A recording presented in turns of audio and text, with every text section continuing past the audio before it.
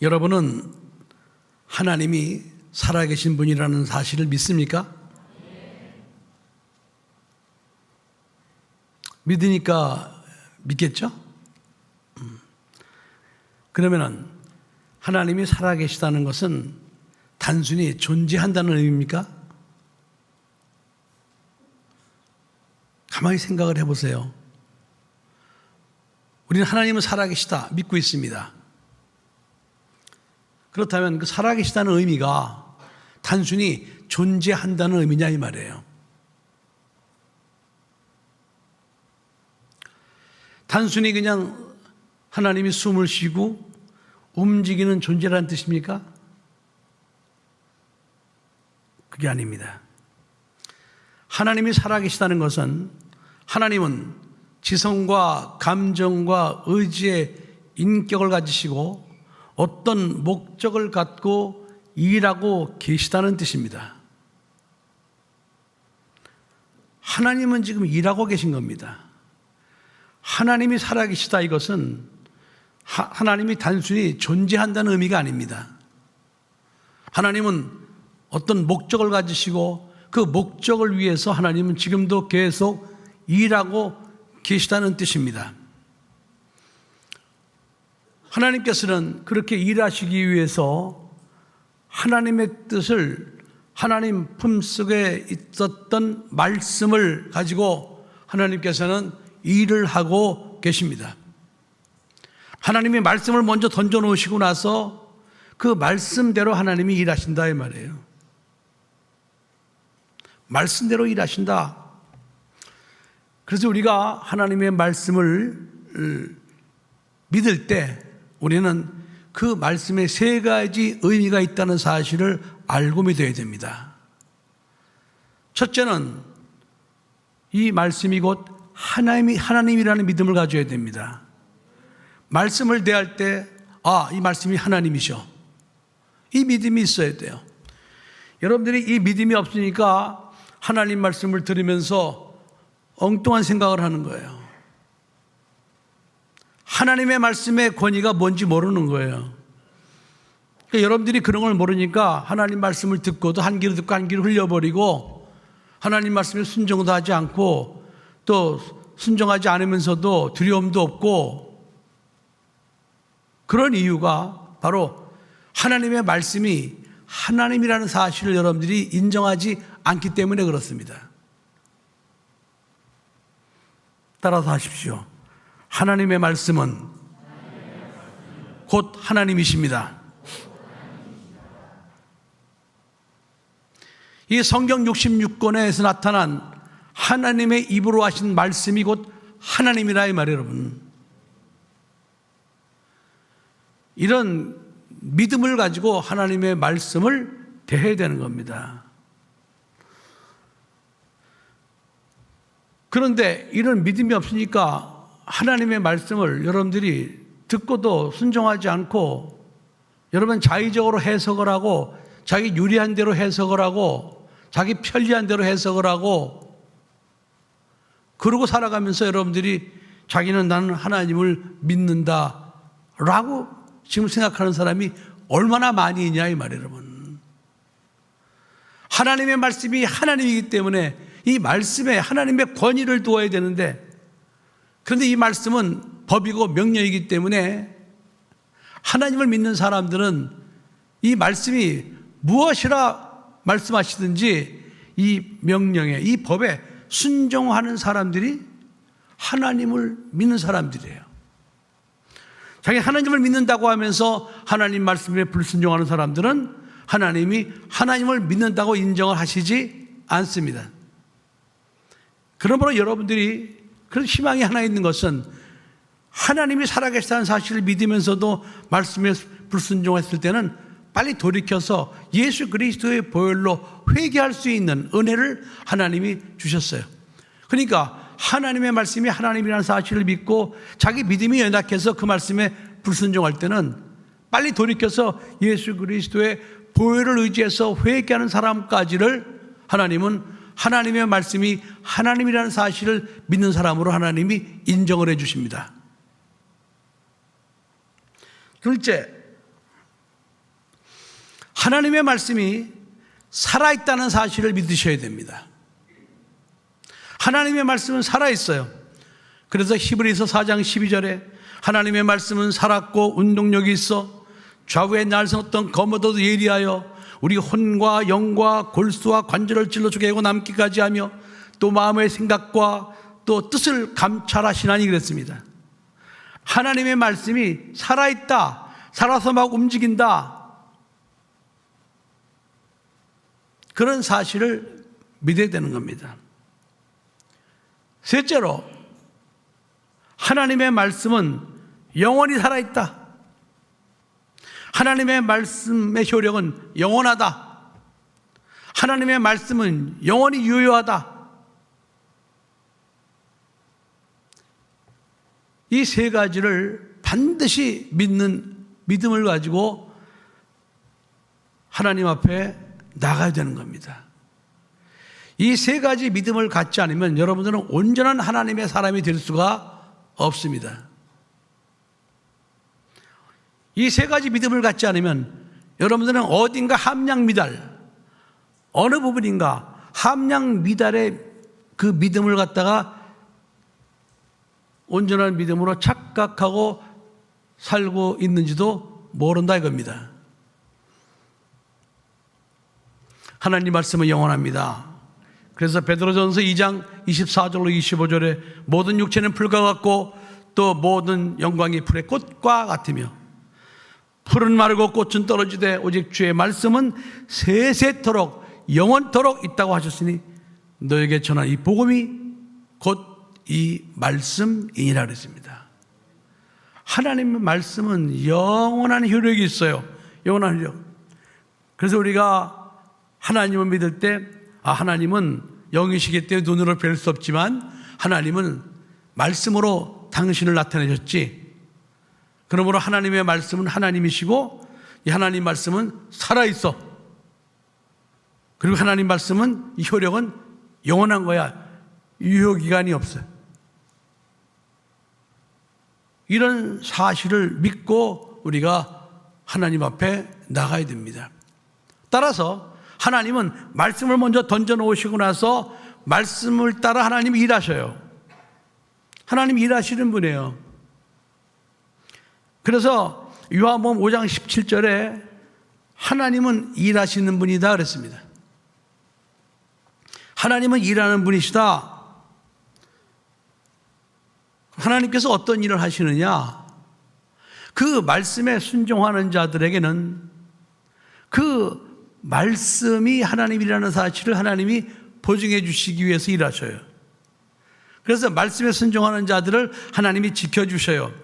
시편 121편 3절로 4절에 보면 여호와께서는 너로 실족지 않게 하시고 너를 지키시는 자다.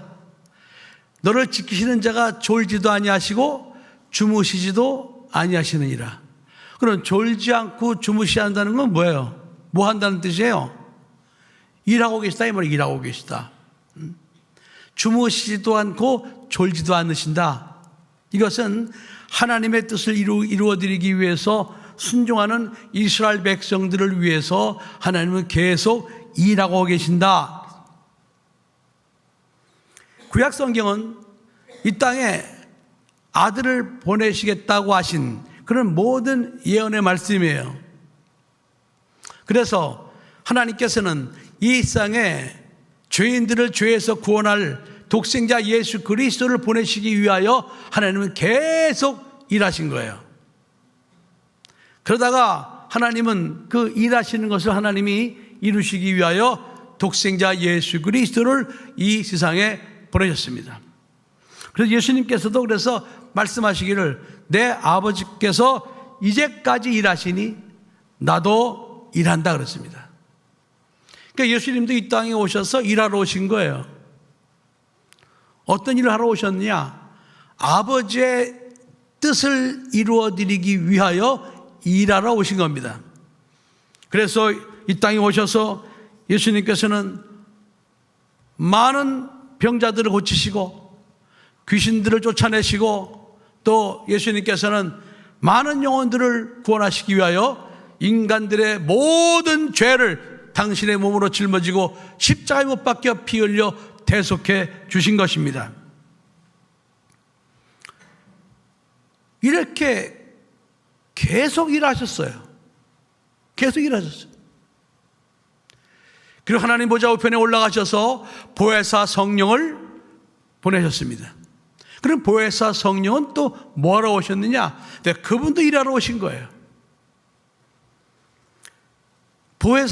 보혜사라는 것은 돕는 자라는 뜻입니다. 변호사 이런 뜻입니다. 다시 말하면 하나님의 말씀을 하나님의 아들이 이루셨다는 사실을 믿고 그 말씀대로 순종하는 자들의 그 믿음이 옳다, 그것을 입증해 주시고 증거해 주시고 그것을 변호하시기 위하여 또 그 말씀을 순종하는 자들을 돕기 위하여 이 땅에 믿는 자들 가운데 오신 분이 바로 보혜사 성령이십니다. 그러니까 보혜사 성령님도 지금 계속 일하고 계셔요. 우리가 기도하잖아요. 그럼 그 기도를 갖다가 기도의 응답을 위해서 계속 일하시는 분이 보혜사 성령이셔요. 그러니까 성부 하나님과 성자 하나님, 성령 하나님은 계속해서 일하고 계신 분이에요.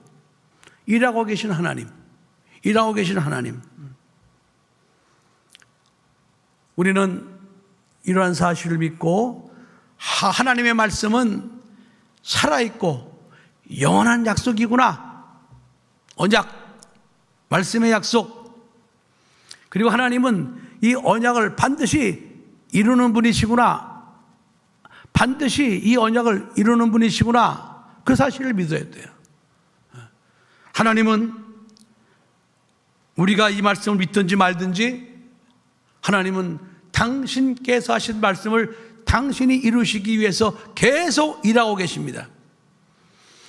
그래서 요한복음 14장 1절로 6절 말씀에 너희는 마음에 근심하지 말라. 하나님을 믿으니 또 나를 믿으라. 내 아버지 집에 거할 곳이 많도다. 그렇지 않으면 너희에게 일렀으리라. 내가 너희를 위하여 처소를 예비하러 가노니 가서 너희를 위하여 처소를 예비하면 내가 다시 와서 너희를 내게로 영접하여 나 있는 곳에 너희도 있게 하리라 그랬습니다.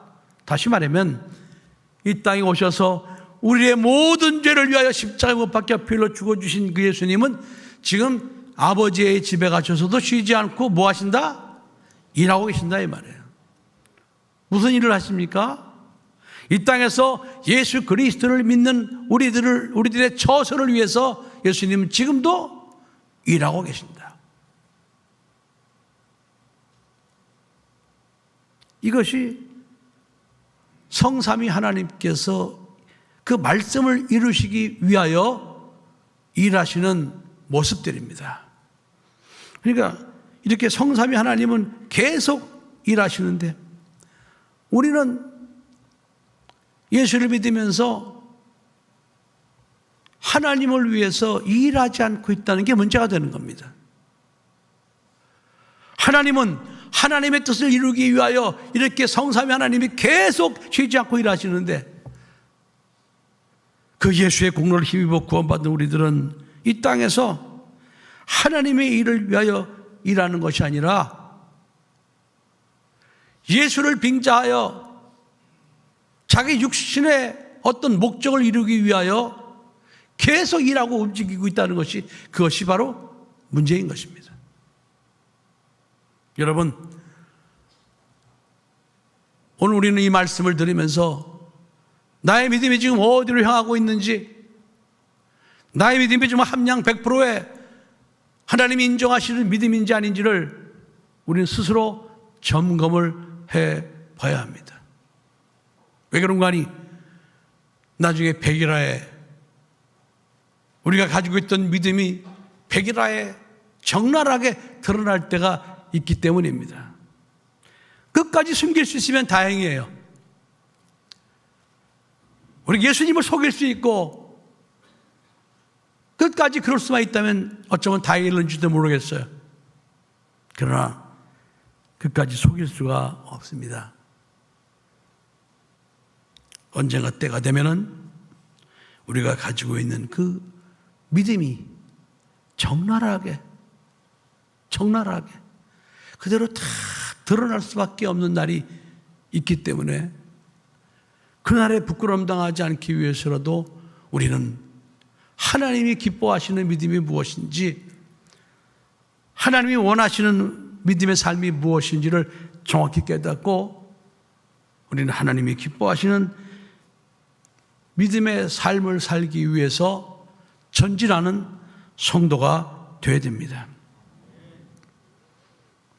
그래서 우리는 하나님의 말씀에 끝까지 순종을 해야 됩니다. 그냥 하나님 말씀에 순종해라 이게 아닙니다. 하나님의 말씀을 끝까지 순종해라. 끝까지가 중요한 겁니다. 왜 그런 거 아니? 하나님의 말씀은 영원하기 때문에 그렇습니다. 예수를 믿어라 이 말씀도 끝까지 순종을 해야 됩니다.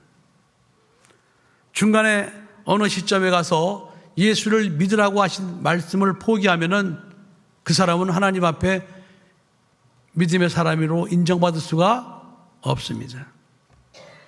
끝까지 믿어야 돼요. 끝까지 믿어야 됩니다.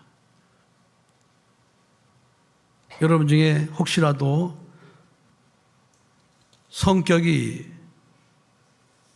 성품이 이렇게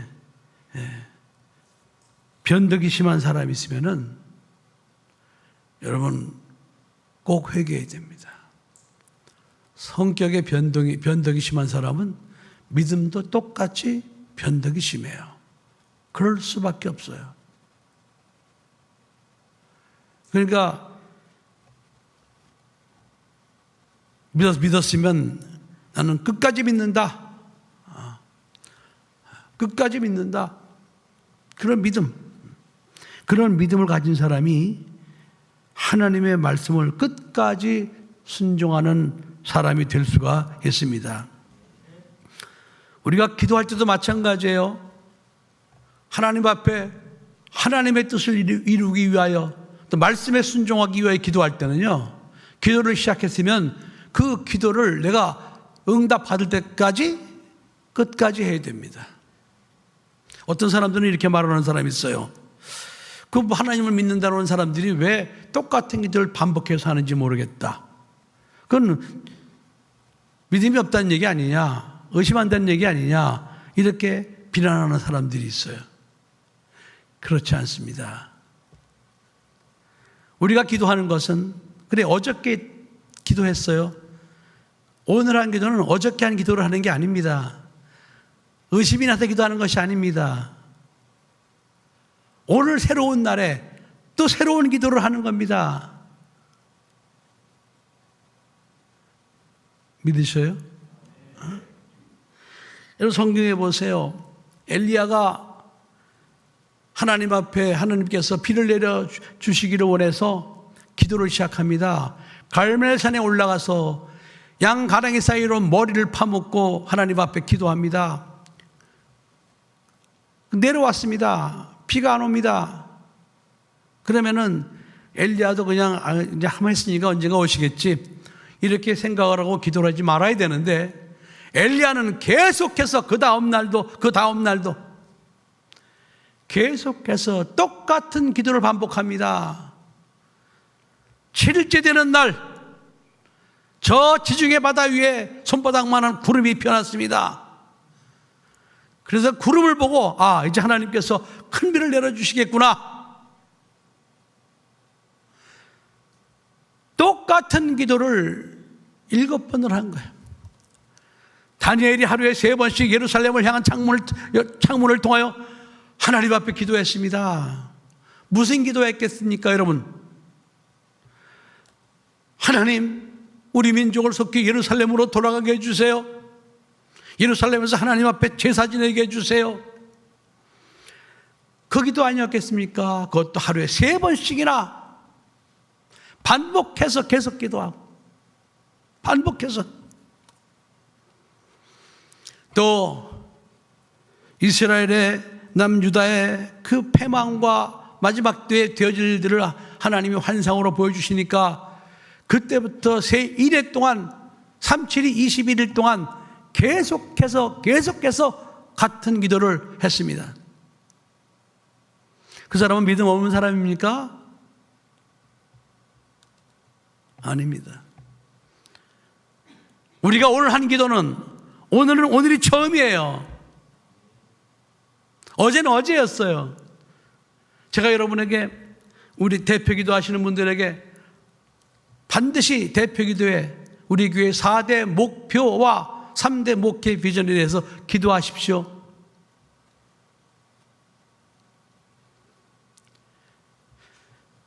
꼭 기도를 해야만 됩니까?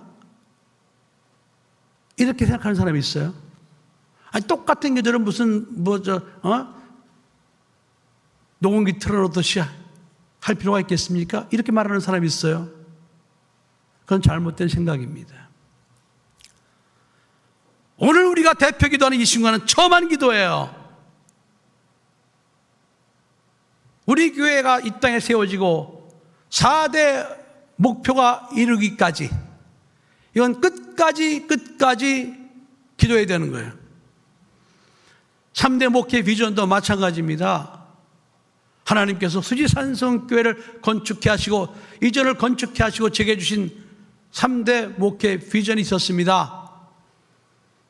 여러분들은 이 수지산성교회를 다닐 때 수지산성교회 이 목표가 무엇인지, 또 우리 교회가 2005년도에 이 건물이 지어지면서 하나님께서 우리 교회에 주신 앞으로의 3대 목회 비전이 무엇인지를 알고 여러분 그 목적과 목표를 위해서 나가셔야 됩니다.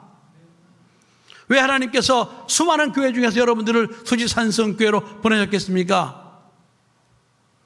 수지산성교회 하나님 주신 그 4대 목표와 3대 목회 비전이 있기 때문에 하나님께서 여러분들을 그 일에 쓰임받게 하기 위해서 그 일을 하라고 하나님은 여러분들을 수지산성교회로 보내주셨다는 사실을 꼭 믿으시기 바랍니다. 그리고 적어도 하루에 한 번쯤은 우리가 매일 평생 동안 기도해야 할 제목을 엘리베이터도 붙여놓고 또 여러 군데 붙여놨습니다. 여러분 중에 아마 그런 걸 우습게 여기고 그런 기도를 안 하는 사람도 있을 것입니다. 그런가 하면은 여러분들이 매일매일 기억해서 하루에 한 번씩 그 기도를 하는 성도들도 있을 것입니다. 지금은 별로 표시가 나지 않을 거예요. 그러나 10년, 20년 세월이 지난 후에 여러분들이 그 매일매일 순종해서 하는 기도의 열매가 여러분의 삶 속에 어떻게 나타나는 것은 세월이 지나면 분명히 알게 될 것입니다. 끝까지 믿음을 가지고 기도하는 사람, 끝까지 믿음을 가지고 기도하는 사람, 그러한 사람들이 하나님의 말씀을 믿는 사람들이에요. 아멘. 우리가 주기도문을 어떨 때 하루에 몇 번씩 할 때도 있어요. 왜 합니까? 한 번만 하면 됐지, 평생에. 그런 믿음은 교만한 믿음이요, 그건 믿음도 아닙니다. 그런 사람은 하나님의 일하심을 온전히 경험할 수 없다는 사실을 여러분 꼭 믿으시기 바랍니다. 여러분, 우리가 하나님의 말씀을 믿고 하나님은 이 말씀을 믿고 순종하는 자들을 위해서 이 말씀을 꼭 응답해 주신다, 일하신다 라는 사실을 믿는 사람은요, 하나님 앞에 기도할 때 어떻게 기도하는 거 아니?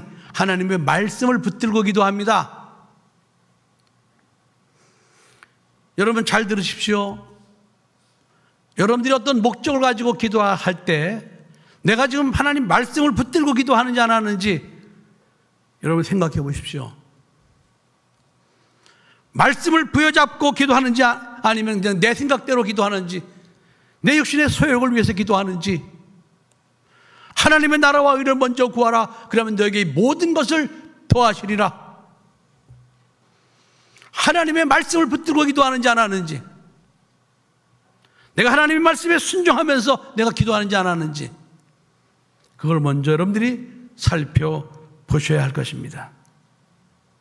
어느 유명한 목사님의 간증을 들었습니다.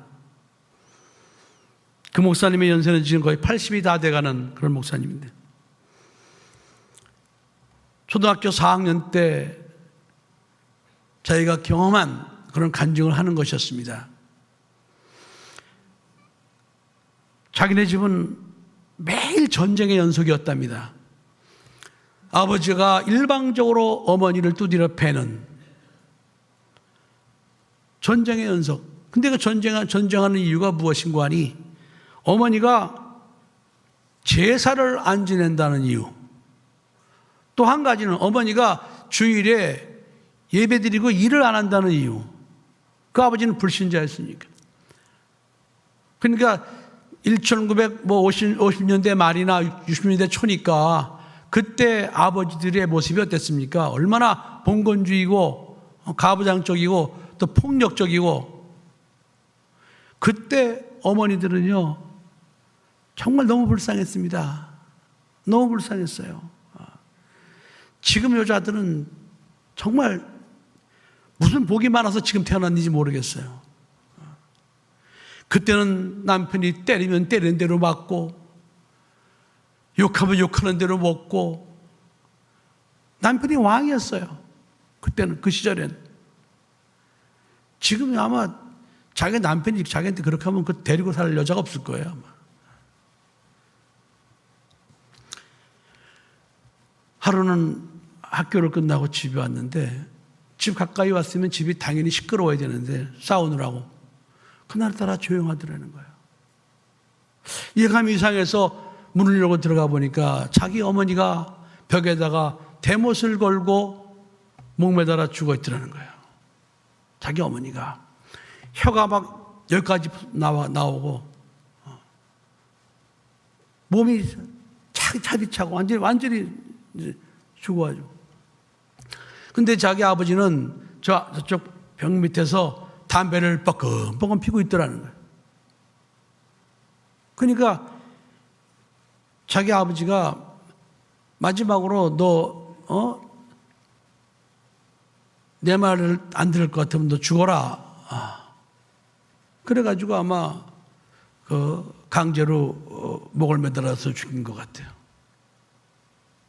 그래서 그 아들이 자기 동생하고 같이 그 어머니 시체를 눕혀서 방바닥에다 눕혀놓고 이렇게 얼굴을 향해서 자기가 앉았다는 겁니다. 어머니 시체에다 양다리를 자기가 걸치고 얼굴을 마주보면서 하나님 앞에 그때부터 자기가 울면서 기도했다는 거예요. 그때 기도할 때 그 어린 것이 뭐라고 기도했는 거 아니? 하나님 아버지, 우리 어머니를 살려주세요. 그러면서 기도하기를, 예수님은 죽은 지 4일 됐던 나사로도 살리지 않으셨습니까? 그러니까 하나님 아버지, 우리 어머니를 살려주세요. 우리 어머니 살려주세요. 그렇게 기도하기를 3시간. 그 어머니 얼굴에다 자기 얼굴을 맞대어서 눈물이 쏟아지는데 계속 기도했다는 거예요. 그랬더니 어느 순간에 그 어머니의 목젖이 흔들리더래요. 계속 기도하는데 나중에 목젖의 흔들림이 더 심해지더라는 거예요. 그러더니 천둥 같은 소리를 하면서 숨을 몰아쉬는데, 그러고 살아나셨다는 거예요. 그런데 살아나서 자기 얼굴을 보더니 뺨따구를 때리더라는 거예요. 자기 얼굴을 뺨따구를 때리더라는 거예요. 깜짝 놀라서 왜 때리냐고 그랬더니 이놈의 새끼야, 천국이 얼마나 좋은 곳인데 네가 기도해가지고 나를 이곳에 또 오게 하느냐.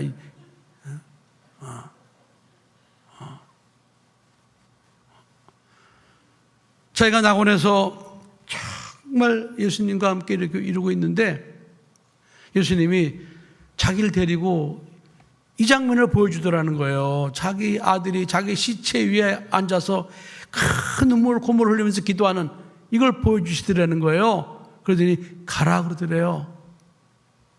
가라 그러더래요. 그래서 자기가 이 살기 싫은 이 세상에 또 왔다고. 그래서 자기 아들이 원망스러워서 뺨따구를 때렸다는 거예요. 뺨따구를. 여러분, 제가 오늘 이 간증을 여러분에게 들려드리는 것은 그 어린 초등학교 4학년 어린이가 하나님의 말씀을 붙들고 세상 사람들이 다 포기하고 다 낙심할 수밖에 없고 다 끝이라고 생각할 수밖에 없는 그런 상황 속에서 말씀을 붙들고 끝까지 하나님 앞에 기도했다는 거예요, 여러분. 저도 이런 비슷한 경험이 있었습니다. 위도에 전교인 수양이 갔을 때 태풍주의보가 발효가 돼서 아무것도 뜨지 않고 배도 뜨지 않고 갈 수가 없을 때 저도 그때 말씀을 붙들고 뚝방위를 걸으면서 하늘을 향해서 비는 멈춰라, 비구름은 사라져라, 마지막으로 배는 올지어다. 저도 그때 말씀을 붙들었습니다. 말씀. 엘리야는 우리와 성정이 같은 사람이로되 그가 기도한 즉 3년 6개월 동안 하늘이 비를 내지 않고 그가 다시 기도한 즉 하늘이 비를 내요. 하나님, 엘리야는 하나님의 종이고 저는 하나님의 아들 아닙니까? 아들이 간구합니다, 여러분. 하나님, 우리가 지금 저 위도에 가서 침례를 받으러 갑니다, 하나님. 그러면서 올 때까지, 배가 올 때까지 기도를 했어요. 명령을 했어요. 여러분 지금 여러분이 간구하는 어떤 기도의 제목이 있습니까? 인간의 생각으로는 도저히 불가능하다고 생각되는 일들, 그런 일들이 있습니까, 여러분? 하나님은 살아계신 분입니다. 그 하나님을 믿는다면 여러분들이 그 약속을 믿고 끝까지 믿음으로 간구하시기 바랍니다. 오늘 새벽에 제가 말씀 전했어요. 우리는 이 세상에서 예수 그리스도만 믿었으면 우리는 모든 것을 다 가진 사람들이다. 우리는 천국을 갈 수 있으면 모든 걸 다 가진 사람들이다. 몸이 아파도, 또 사업이 망해서 가난해도, 또는 가족 간에 어려운 일이 있어도, 세상 살아가면서 많은 굴곡이 있어도 나는 세상 사람들이 가질 수 없는 가장 귀한 것을 소유한 사람이므로 나는 만족할 수 있다. 그런 믿음. 우리의 본향은 천국입니다. 우리는 하나님의 자녀입니다. 모든 만물은 아들의 것이라고 그랬습니다. 그러므로 우리가 그 아들 예수 그리스도를 우리가 소유했을 때 그 만물의 주인이신 그 모든 만물도 우리 것이 된다는 사실을 여러분 꼭 믿으시기 바랍니다. 그리고 여러분, 나는 하나님의 자녀로서 나는 하나님의 것을 드릴 권리가 있다. 그래서 여러분들이 하나님의 말씀을 위하여, 하나님의 뜻을 위하여 여러분들이 말씀을 붙들고 끝까지 이루어질 때까지 여러분들이 기도하실 때 일하시는 하나님, 일해주신 예수님, 도우시는 성령님께서 여러분들의 믿음의 기도에 응답해 주실 것입니다. 기도하시겠습니다.